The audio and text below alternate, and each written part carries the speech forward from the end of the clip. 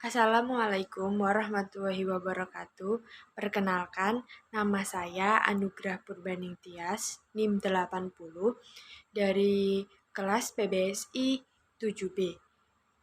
Kali ini saya akan memaparkan mengenai proposal skripsi saya yang berjudul Relasi Makna dalam Antologi Puisi Kiat-Kiat Menyembuhkan Lara, karya Niskala dan Asef Saiful Anwar.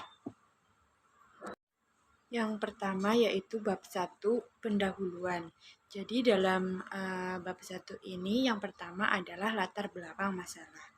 Jadi menurut Ferdinand de Saussure dalam buku di Abdul Khair tahun 2013 halaman 2, semantik itu terdiri dari dua komponen, yaitu yang pertama komponen yang mengartikan yang berwujud bentuk-bentuk bunyi bahasa. Lalu yang kedua itu komponen yang diartikan atau makna dari komponen yang pertama itu. Hubungan kemaknaan atau relasi makna termuat dalam berbagai wacana. Jadi menurut Khair itu dalam setiap bahasa ditemukan hubungan kemaknaan atau relasi makna antara sebuah kata dengan kata lainnya.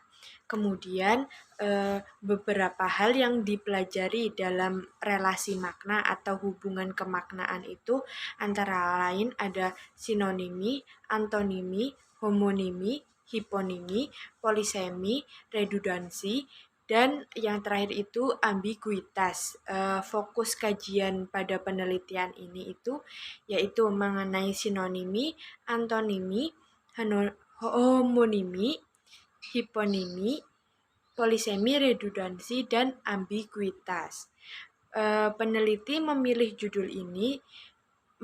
judul dan sumber data pada antologi puisi ini karena menurut peneliti sangat menarik. Selain itu, pada penelitian terdahulu belum ada yang menggunakan sumber data pada antologi puisi.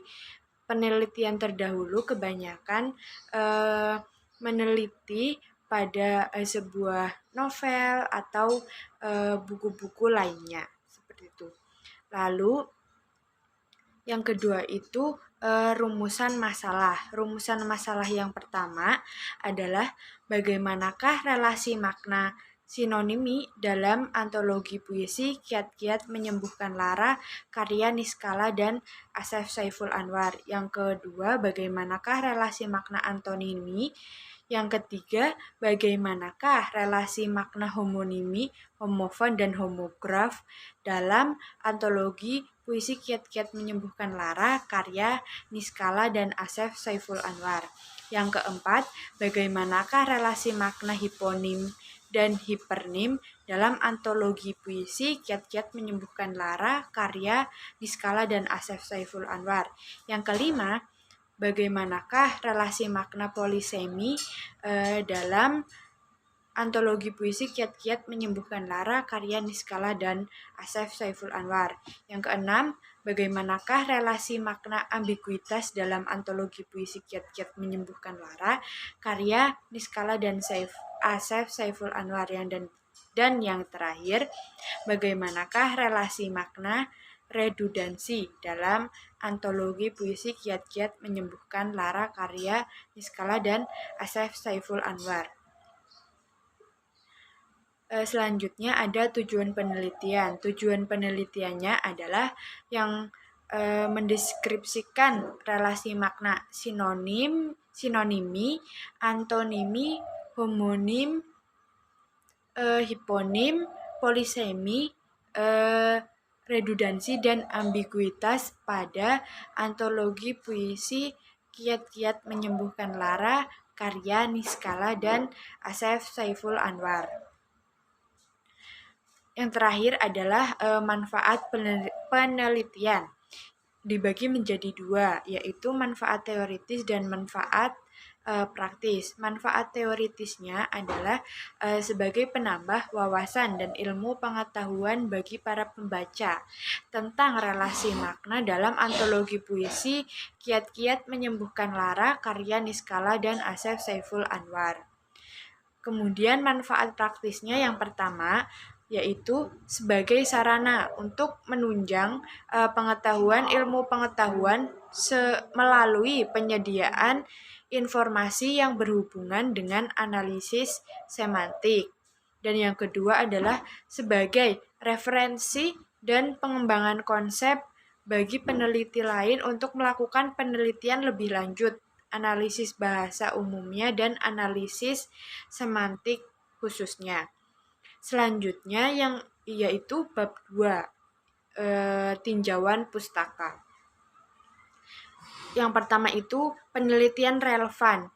Itu ada 3. Yang pertama itu relasi makna, sinonim, antonim, dan homonim dalam bahasa Makassar dialek Lakiung di Kecamatan Sanroboni, Kabupaten Takalar.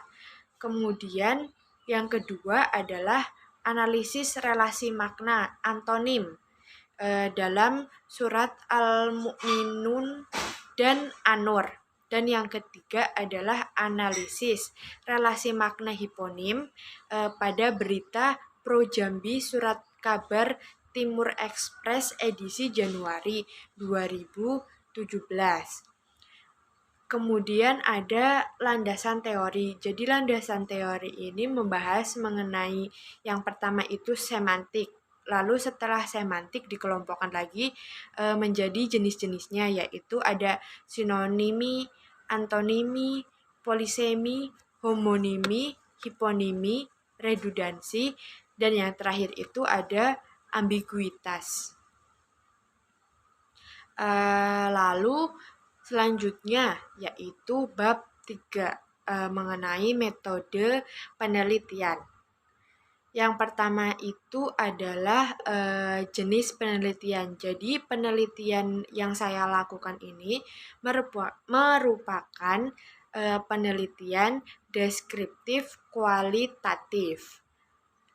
Lalu ada data dan sumber data. Jadi data dalam penelitian ini adalah satuan bahasa yang mengandung relasi makna, yaitu antonimi, sinonimi, homonimi, homofon, homograf, hiponim dan hipernim, polisemi, ambiguitas, dan redundansi. Sumber datanya itu merupakan wacana puisi dalam antologi puisi Kiat-Kiat Menyembuhkan Lara karya Niskala dan Asef Saiful Anwar. Kemudian ada metode dan teknik. Metode dan teknik dalam pengumpulan data. Yang pertama itu menggunakan metode simak dan teknik catat.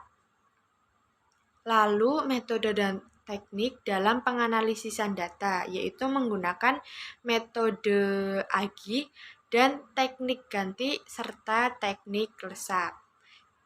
Lalu metode dan teknik dalam penyajian hasil penganalisisan data, itu menggunakan metode formal dan informal. Ya, begitu yang dapat saya sampaikan. Kurang lebihnya mohon maaf. Wassalamualaikum warahmatullahi wabarakatuh.